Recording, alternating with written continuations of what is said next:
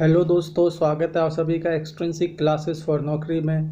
तो जी हाँ, यहाँ पे जॉब नोटिफिकेशन आ रहा है pension fund regulatory and development authority की तरफ से, नई दिल्ली। ठीक है, तो चलिए बात करते हैं इस नोटिफिकेशन के बारे में। तो यहाँ पे ग्रेड ए ऑफिसर यानी असिस्टेंट मैनेजर की पोस्ट निकली हुई है। ठीक है, यहाँ पे ऑनलाइन एप्लीकेशन का लिंक भी आपका खुल चुका है, और पेमेंट और ऑनलाइन एप्लीकेशन दोनों का लास्ट डेट जो है वो 31 जुलाई 2020 रखा गया है। ठीक है, उसके बाद बात करिए अगर सिलेक्शन यहाँ पे, तो ऑनलाइन एग्ज़ाम के थ्रू आपका सिलेक्शन होने वाला है। ऑनलाइन एग्ज़ाम भी होगा और साथ में आपका ये जीडी और पीआई भी होगा। ऑनलाइन एग्जामिनेशन को यहाँ पे फेज़ 1 कहा गया है, और जीडी और इंटरव्यू को फेज़ 2। ठीक है, तो चलिए आगे देखते हैं। तो यहाँ पे बात करें स्ट्रीम्स की, तो यहाँ पे जनरल स्ट्रीम्स में यहाँ पे ओबीसी में 1 वैकेंसी और अनरिजर्व में 2, और जिसमें से एक आपका पर्सन विद डिसेबिलिटी के लिए टोटल यहाँ पे 3 वैकेंसीज़ हैं।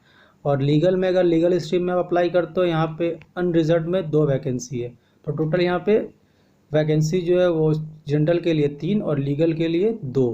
ठीक है, और क्वालिफ़िकेशन की अगर बात करें, तो अगर आप जनरल के लिए अप्लाई कर रहे हो तो किसी भी स्ट्रीम में आपका मास्टर्स डिग्री होना चाहिए। ठीक है, या फिर आप बैचलर डिग्री होना चाहिए लॉ में, या आप बीटेक आपका होना चाहिए full time, CA, CFA, CS, CWA, इनमें से अगर आपका कोई भी आपका डिग्री आपके पास है तो आप इसमें ज़रूर अप्लाई कर सकते हो। और लीगल की बात करें तो बैचलर डिग्री इन लॉ होना चाहिए किसी भी यूनिवर्सिटी से, यहाँ पे क्लियरली मेंशन किया गया है। तो अगर आप एलिजिबल है तो इसमें ज़रूर अप्लाई कीजिए। तो अगर एज लिमिट की बात करें यहाँ पे, तो एज लिमिट एज ऑन 30 अप्रैल 2020 के अनुसार आपका 30 साल क्रॉस नहीं होना चाहिए। 30 साल के अंदर आपका एज होना चाहिए, 30 साल होना चाहिए। अपर एज लिमिट 30 साल है। अगर आप SC ST से बिलोंग करते हैं, ठीक है, तो यहाँ पे आपको एज रिलैक्सेशन मिल जाएगा, जिसका पूरा यहाँ पे नोटिफिकेशन में बताया गया है, इसका पूरा डिटेल्स एज रिलैक्सेशन का। और नोटिफिकेशन का लिंक मैंने डिस्क्रिप्शन में दे दिया, तो वहाँ से आप नोटिफिकेशन को और डाउनलोड करके पढ़ भी सकते हैं, देख भी सकते हैं। तो यहाँ पे अगर मोड ऑफ सिलेक्शन की बात करें, तो मोड ऑफ सिलेक्शन में यहाँ पे फेज़ 1 में आपका ऑनलाइन एग्जामिनेशन होने वाला है। ठीक है, जिसमें जनरल स्ट्रीम के लिए अगर आपने अप्लाई किया है तो यहाँ पे एग्जामिनेशन के दौरान आपका 1/4 पेनल्टी लगेगा। मल्टीपल चॉइस क्वेश्चन रहेगा, यानी एक क्वेश्चन पे अगर आपको वो गलत होता है तो 1/4 पेनल्टी होगा, और अगर सही होता है तो फुल मार्क्स दिया जाएगा। लीगल स्ट्रीम में अगर आप अप्लाई करते हैं तो यहाँ पे सब्जेक्टिव और ऑब्जेक्टिव दोनों टेस्ट होगा। ठीक है, तो मल्टीपल चॉइस क्वेश्चन में यहाँ पे भी 1/4 पेनल्टी है, और सब्जेक्टिव में कोई पेनल्टी तो है नहीं, इसमें आपको लिखना है।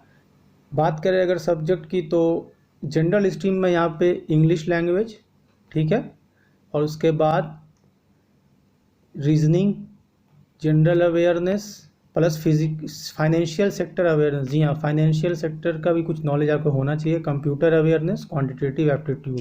तो ओवरऑल यहाँ पे 150 क्वेश्चन रहेंगे, 200 मार्क्स रहेगा, और 150 मिनट आपका अलॉटेड टाइम रहेगा। ठीक है, ये कैटेगरी वाइज क्वेश्चन और मार्क्स सबको बांटा गया है। तो आप इसको वीडियो को पॉज करके देख लीजिए, या फिर डिस्क्रिप्शन में जाके नोटिफिकेशन को डाउनलोड कर लीजिए। नोटिफिकेशन का लिंक आपको डिस्क्रिप्शन में दे चुका हूँ मैं। अगर लीगल स्ट्रीम की, तो यहाँ पे आपका सब्जेक्ट होने वाला है English language, reasoning, general awareness plus financial sector awareness, computer awareness, quantitative aptitude, professional knowledge. ठीक है, ये आपका होने वाला है टोटल, ये सारा मल्टीपल चॉइस के लिए। और टोटल यहाँ पे 240 ऑब्जेक्टिव क्वेश्चंस होने वाले हैं। मैक्सिमम मार्क्स है 300 और 180 है ड्यूरेशन। ठीक है, और ओवरऑल यहाँ पे आपका जो क्वेश्चन रहने वाला है, ठीक है, ऑब्जेक्टिव सब्जेक्टिव मिला के वो क्वेश्चन रहने वाला है आपका 244। ठीक है, और आपका मैक्सिमम मार्क्स 340 होने वाला है। ठीक है, तो यहाँ पर 244 क्वेश्चन, 340 मार्क्स। ठीक है, और वो 210 मिनट का आपका टोटल टाइम रहने वाला है। ठीक है, तो सब्जेक्टिव की यहाँ पे बात करें तो 4 लीगल केस स्टडी आपका दिया जाएगा। ठीक है, जिसमें जो कि सब 10 मार्क्स का होगा, टोटल 40 मार्क्स का। ठीक है, और टाइम आपको डिस्क्रिप्टिव के लिए अलॉट किया जाएगा 30 मिनट्स। तो ये आपका सिलेबस एक तरह से भी बोल सकते हैं, और टेस्ट का पैटर्न हो गया। ठीक है, अब आगे बात करें तो यहाँ पे एक इम्पॉर्टेंट नोट पॉइंट है, इस पर आप फोकस ज़रूर कीजिएगा, ये वाले नोट पॉइंट पे। ठीक है, इसमें लिखा गया है कि अगर आपका फेज़ 1 में जो फेज़ 1 में आपका जो मार्क्स आएगा उसको यहाँ पे 80% वेटेज मिलेगा, ठीक है, 80% वेटेज फेज़ 1 के मार्क्स को। और फेज़ 2 यानी जीडी या पीआई को यहाँ पे 20% वेटेज मिलेगा। तो अगर देखा जाए तो अगर आपका फेज़ 1 में परफॉर्मेंस बहुत अच्छा है और जीडी या पीआई जो आपका उसमें आपका ओके ओके भी परफॉर्मेंस है, तो आपका होने का चांस बहुत बढ़ जाता है।